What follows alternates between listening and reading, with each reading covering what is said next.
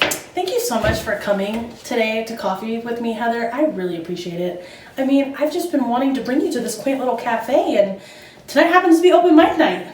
Of course, Jill. Thank you so much for the invite. I just want to make sure there's not any hard feelings since our last lunch together. I know you're a very caring dental hygienist, Jill. But I just hate getting lectured about my diabetes. It's just so boring, and I just want to enjoy what I eat. Oh, I hear you loud and clear, Heather. Trust me, I won't be saying anything about your diabetes.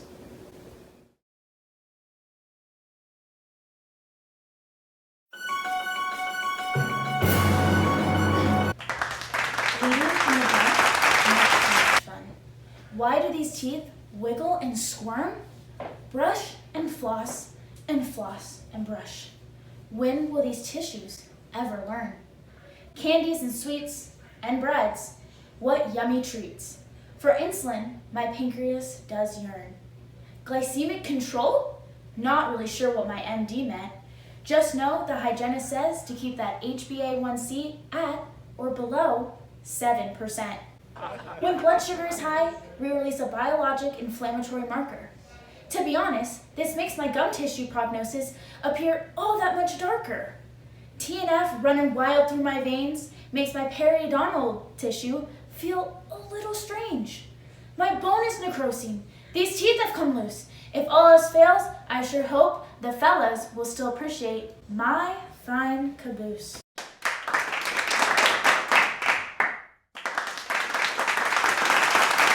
A little sugar here, a little insulin there. Listen, this ain't something you can just barter. Oh, now you smoke. Well, I hope you choke. Because it makes success of my treatments all that much harder. Reduced salivary flow, abscess formation. What? You think this is some sort of vacation?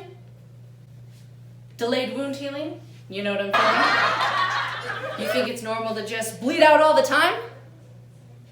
Age, rage, breaking down your collagen. You act like this is no victimless crime. Those puffy gums, that gingivitis, it ain't no coincidence, Heather, 'cause you got diabetes mellitus.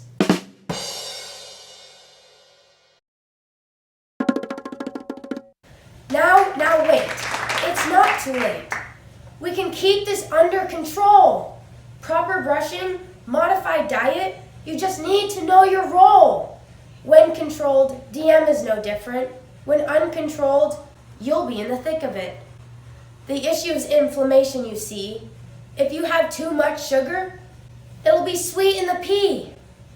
When the problem occurs, the inflammation can spread. Hey, what are you doing, Heather? Put down that damn bread! Now, it's okay, Heather. Like they say, the more you know. I mean, look at it this way. At this point, they still haven't needed to cut off your toe. Where am I? How did I get here? What happened to the quaint little cafe? Well, I'm a master of transfiguration, and you're actually in a quaint little dental office the whole time. And, you know those poets? Yeah, that was your periodontal tissue screaming for help. Help! Help! Help! So tell me you're not convinced about the information that I have to tell you. Well, you are clearly passionate about my diabetes, so go ahead. Let's hear it. Well, funny you say that. I actually have a short video for you. Heather, the diabetes and periodontitis relationships are important. This topic has been researched for several years. The more we start to understand the impact of undiagnosed or poorly treated diabetes on the periodontium, the more it becomes important to educate our patients. In some respect, dental visits are more routine than medical visits now. This makes it essential for hygienists to understand the signs and symptoms of diabetes. This way, it's more likely to detect it through the medical history review, if not in our oral tissues. When a patient comes in who knows they have diabetes, it's more important we're educating them on the health and benefits of good oral home care. Diabetes can cause blood vessel changes. The thickened blood vessels can reduce the flow of nutrients and the removal of waste from body tissues. This reduces the flow and can weaken the gums and bones. This puts them at a greater risk for infection. Hyperglycemic state results in various pro-inflammatory effects that impact on multiple body systems, including the periodontal tissues. Adipokines produced by adipose tissues include pro-inflammatory mediators such as TNF, IL-6, and leptin. The link between diabetes and periodontal disease is dysregulated inflammatory response that developed in the periodontal tissues in response to the chronic challenge by bacteria in the subgingival biofilm.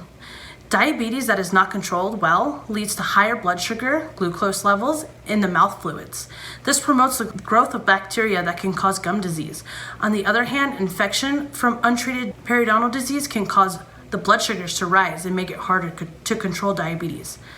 Another factor is smoking. It's harmful for the oral health, even for people without diabetes. But a person with diabetes who smokes is 3 times more likely for risk of gum disease than a person who doesn't have diabetes. The diabetes-related factors together with poor oral hygiene can lead to a periodontal disease. This is destruction of your alveolar bone, and that is the only thing that's holding in your teeth in place. And if you lose that and the surrounding tissues, you'll lose your teeth. Wow, Jill. You really helped me understand the link between my gum disease and diabetes. It's no wonder my gums bleed so frequently, even though I brush and floss. You know, Heather, I'm really glad you said that. It's important. It's important to know that what the risks are for uncontrolled diabetes and your periodontal health. It's just not about brushing and flossing. It's about inflammation and how it affects your tissues, and it's destroying them. The more you know. And I just wish everyone had the same passion that I have. About diabetes and periodontal disease. Thank you.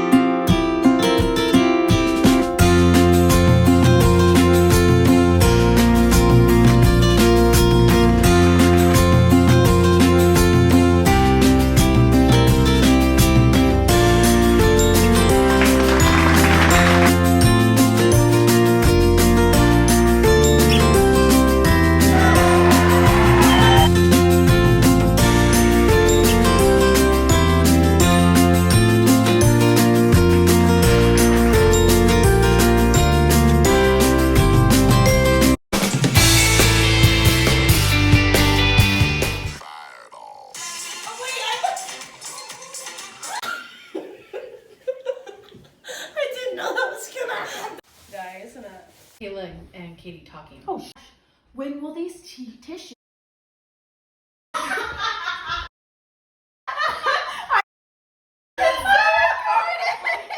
Squirm? I knew it.